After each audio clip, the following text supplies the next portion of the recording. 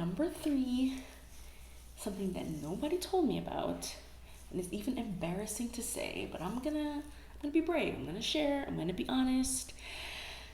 Number 3 is the postpartum. Hey, this is Casey. Welcome back to my channel. Today is gonna be a fun video. It's gonna be a bit of TMI. So if you're into that, keep watching because I'm gonna be sharing 5 things that nobody warned me about postpartum. Okay, I'm tired of looking crazy. Let's get into this wash and go. So they don't call it the 4th trimester for nothing. You are not done. Yes, you have delivered the baby. Baby's cute, baby's keeping you up at night, but that is not the end of the changes that your body goes through. And yeah, I think by now we know that you're not going to lose the weight right away. You may still look like you're pregnant for a time. Yeah, we know about those already. We're okay with that. But there are some things that I have experienced both the first time I got pregnant and I'm currently experiencing now that are just weird, and nobody warned me. And the reason why I'm telling you is because I don't want you to feel like you're alone. I don't think that I am that special that I'm the only one who has or will ever experience these things. But there's beauty in community, and if you are pregnant, recently delivered, or trying to get pregnant, these are some things that you may want to just look out for and know that you too are not alone. And hey, we'll get through this, right? We will get through this. My daughter is starting to stir, so she might just be joining us. We'll see. So the first one, I want to get the scary ones out of the way, the serious ones out of the way. I was debating on whether I'm even mentioning this because I did dedicate a whole video to it, and I will link it if you have missed it. But the first one I want to talk about is preeclampsia. Preeclampsia is typically brought up during your pregnancy, and they want to make sure that your blood pressure is at a safe level. Preeclampsia, just to sum it all up, means high blood pressure. And that usually happens before you deliver, or it could happen before you deliver. Now, that was not my experience. Throughout my whole pregnancy, my blood pressure was normal. Very, very normal.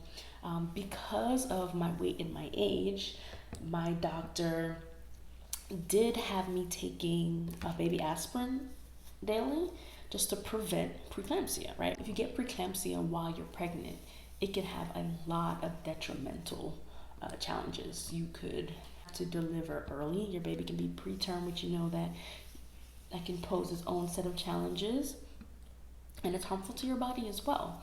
So because of my weight, my age, and the fact that I'm a Black woman, my doctor decided, let's not wait, let's get you on a regimen of baby aspirin. So I took that throughout a majority of my pregnancy. But after I delivered, that is when preeclampsia started. And nobody warned me about this. I woke up one day, I think about 2 or 3 weeks after I had delivered, and the first thing that caught my attention was that my feet were more swollen. Now, that's not necessarily the only thing that indicates that you may have preeclampsia. My feet obviously were swollen the whole pregnancy. My nurse and doctor said that it could take a little while before your feet go down back to normal size, but they had gotten even bigger. So I knew they may still be swollen, but the fact that they got even bigger made me kind of be like, something would be wrong here. So I decided to check my blood pressure. And when I did, it was elevated. I think at the top number was about 140 something now, like 145. So I'm like, okay, maybe I'm just stressed, new baby, let me get a nap. Took a nap, woke back up, it was even higher. So to make a long story short, to make a story that I already told short, I decided to go to the emergency room, and when they took my blood pressure, it was at 170 something. I had to be hospitalized for multiple days for them to bring it down. It was very serious. So just because it's called preeclampsia, don't think that you're out of the woods when you deliver the baby. My tip to all postpartum moms is to get a blood pressure cuff. Buy it while you're pregnant. Keep it on hand. If you ever get a headache, if you ever just feel just not right, dizzy, blurred vision, take your blood pressure at home and keep tabs on that, because elevated blood pressure can cause a stroke and death. And we are trying to make it out alive. You're already 3 times more likely as Black women to die in the birthing process. So we have to do our best to keep tabs of our health. And managing and monitoring our blood pressure carefully is one of those steps that we can take to prevent something that is completely preventable and treatable if you catch it early. Right, so we got that out of the way. Let's get to some of the weird ones. Number 2, postpartum sweating. Oh my goodness. And I am 2 months postpartum now, and it's slightly decreasing. But after you deliver the baby, you can sometimes sweat like a pig. It can also increase at night.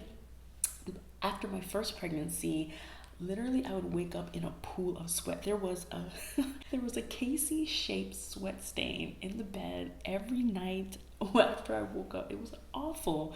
And you just feel like the heat just rising. There's nothing you can do. No, you can drink water. You can think cool thoughts. You can take a shower. It doesn't matter. It doesn't matter. You will be sweating, and it is so embarrassing. It's so embarrassing. Yeah, don't think it's weird. You will be sweating, and even if you're not normally sweating, like I don't normally, when I sweat, I sweat like under my arms and my body, not normally in my head or my feet.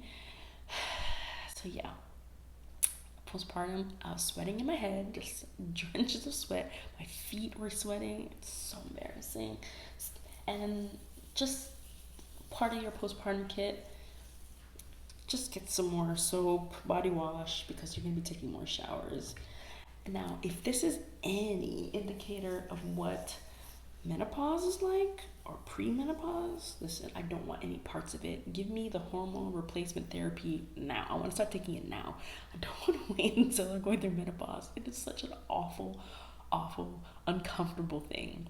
Those postpartum sweats are no joke. Now, number 3, I am not sure if these go hand in hand. I don't know which one, if they're related, but number 3, something that nobody told me about, and it's even embarrassing to say, but I'm gonna be brave. I'm gonna share. I'm gonna be honest. Number 3 is the postpartum body odor. Yeah, body odor. Now, once again, it does not matter how many showers you take. And sometimes as a new mom with a newborn, sometimes you don't get as many showers as you'd like, as frequently. If you smell, it's not because you didn't shower. It's not because of that. I don't know if it's because you're sweating that you smell, but you might be a little funky for a while. Just get used to it. If you smell something, smells funky, yes, it's you. It's you. It's okay. It happened to me. Yeah, even though you do your best to stay clean, take some extra showers, it doesn't matter. Postpartum odor, it's a thing. It is a thing. So, apologies in advance for anybody who is standing next to me in line or catches me out in the street. Listen, I just had a baby. I'm just trying my best. I am trying my best. Number 4 thing that happens during postpartum that nobody warned me about, it's skin changes. Now, this can show up in a lot of ways, and I've had it show up in a few different ways. So we know our hormones are still racing. They're trying to kind of figure out how to settle into a normal level, normal place, and that can affect your skin. So my skin this time around has gotten so dry and itchy, things that cleansers, sunscreens, things I use on my face that normally didn't bother me, they bother me now. And sometimes it's just like I want to just scratch my entire face. It's that itchy. It's so uncomfortable. It's a terrible feeling. Yeah, and it's just completely dry. And I know it's because my hormones are out of whack. They are trying to figure itself out, trying to get back to the normal state, and my skin on my face has gone through it. I had to completely change my skincare routine to something that's very gentle, very hydrating, just to accommodate my dry and itchy skin. It's just an awful feeling. I'm hoping at some point it will level out, but right now it's currently very itchy, very dry. And this is a weird one. Thank God it has not happened to me this time, but my first pregnancy was so weird. I was taking a shower one day and I was, drying off my back, like my lower back, and I felt something bumpy. I'm like, what the heck is this? So I look in a mirror. I took a mirror. I look back. I got ringworm. It was so weird. It's so embarrassing to say this. Oh my gosh, I can't really tell you all this. Don't tell anybody, okay? Yeah, so normally, if you were a kid, a lot of kids got ringworm because they played outside in the dirty water. It's highly contagious. So maybe your best friend had ringworm. You guys gave a high five or a hug, and now you got ringworm. But I was a new mom with a newborn during COVID. I wasn't going anywhere. I definitely wasn't playing in any dirty water. My kid wasn't at school. He was only months old, but I had ringworm on my back, my lower back. I had to get, this is so crazy. I had to buy, some over-the-counter cream to treat it. It was so wild. I felt so dirty, but I know I didn't go anywhere. It wasn't me. It was the joys of postpartum that attacked me with ringworm. So if you experience any changes, any weird things, know that you're not alone. It's okay. I've been there. We'll get through this. And I've not had ringworm since. So number 5, this is also something that I didn't experience the first time around, but am experiencing currently. So this is also my second C-section. I had a C-section with my first child, and I had a C-section with my newborn. So I am almost 3 months postpartum. My scar has healed. They said actually healed very nicely. But one thing I'm currently still experiencing, that the scar itself and the area above and below where my C-section scar is very, very sensitive. It hurts. If I touch it, or if certain fabrics touch it, it's almost like spidey sense. It's highly, highly sensitive. I can't even I have one of those body scrubbers to wash my body because the sweating and the odor. So I have one of those African sponges that I wash my body with, but I can't even go near it down, where my C-section scar is. I have to just kind of use my hand to gently, apply soap to that area. It is very, very sensitive. And, I talked to my doctor about it during my last postpartum visit. She said, first of all, that it's normal. And she said what can happen sometimes is, when they're cutting that area, there can be nerve damage. And nerve damage is not something that can be fixed. So she said sometimes the sensitivity lasts forever. It doesn't go away. So that's one thing that I'm really bummed about. I have to be, very, very careful in the shower, careful about the kind of clothes, even underwear. I have to be careful to avoid that area because it's painful. It's painful. It's highly sensitive. So I definitely want to leave you all on a positive note. So I have a bit of a bonus. Number 6. The 6th thing that nobody told me about postpartum. Remember how difficult it was to find a proper and comfortable way to sleep? No position you could never find a position comfortable enough to give you a good night's sleep during pregnancy?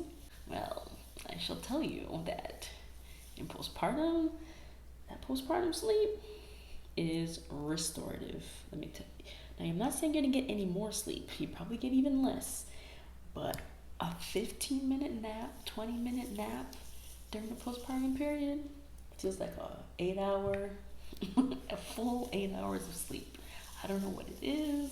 Your body just kind of like, after 9 months, is used to working off of very little sleep, so it does the best that it can with what you get. But that postpartum sleep is amazing. I'm telling you, it is amazing. So take heart. When you blink or you get a bit of a nap, when you wake up, you will feel like a superwoman, ready to go. That postpartum sleep is amazing. This is the final look. It is still 100% wet, so all I need to do is let it air dry. Yes, I do air dry my hair. Let me know if you want me to show you like a full kind of tutorial of how I got this look, this wash and go. It's mom friendly, as you can see, because my boo didn't let me finish while she was napping, so we did have to get it done quickly. But that is it. I want to know from you, if you are first, second, third time mom, what are some of the crazy things that you experienced in postpartum? Let us know in the comments. Let's share so we're not surprised and we're not alone. So thank you for joining me. Don't forget to subscribe, and I will see you in the next video. Bye.